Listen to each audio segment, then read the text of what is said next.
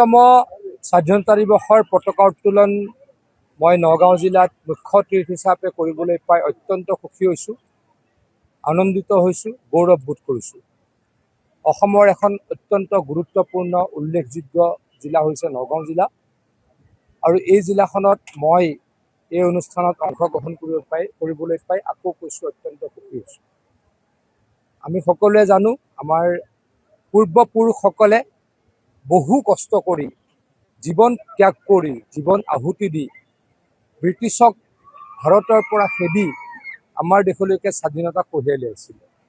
আজি আমাৰ স্বাধীনতা সংগ্ৰামীসকলক যিসকলে প্ৰাণ আহুতি দিছিল, যিসকলে জেলত যাব লগা হৈছিল, যিসকলে বহু কষ্ট কৰিছিল, তেখেতসকলৰ আত্মাৰ সদ্গতিৰ কাৰণে ভগৱানৰ ওচৰত প্ৰাৰ্থনা জনাইছোঁ, আৰু তেখেতসকলৰ পৰিয়াললৈকে আমি সদায় সমবেদনা জ্ঞাপন কৰোঁ। ভাৰতবৰ্ষ এই মুহূৰ্তত আগুৱাই গৈছে। নৰেন্দ্ৰ মোদী ডাঙৰীয়াৰ নেতৃত্বত ভাৰতে দুপে উন্নতি কৰিছে। অসমতো মাননীয় মুখ্যমন্ত্ৰী হিমন্ত বিশ্ব শৰ্মা ডাঙৰীয়াৰ নেতৃত্বত অসম উচ্চতাৰ এটা নতুন শিখৰলৈকে গতি কৰিছে। আমাৰ আৰু কাম বহুত কৰিব লগা আছে। স্বাধীনতা দিৱসৰ এই মহান ক্ষণত আমি সকলোৱে দৃঢ়তাৰে সিদ্ধান্ত ল'ব লাগিব। সকলোৱে আমি ভাৰত মাতৃৰ হৈ কাম কৰোঁ, সকলোৱে অসম মাতৃৰ হৈ কাম কৰোঁ। এখন বিকশিত ভাৰত, এখন বিকশিত অসমৰ কাৰণে আমি সকলোৱে সংকল্প লওঁ। নগাঁৱৰ অভিভাৱক মন্ত্ৰী হিচাপে নগাঁৱৰ কাৰণে কিবা ভাল খবৰ? নগাঁৱৰ কাৰণে বিভিন্ন সময়ত কৰিয়ে থাকোঁ।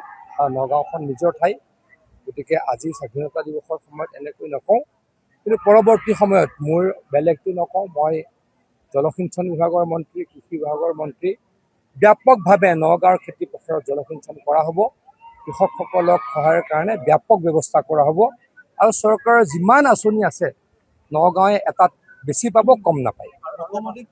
যিকোনো খবৰৰ বাবে যোগাযোগ কৰক 9181307221 আমাৰ এই নম্বৰত।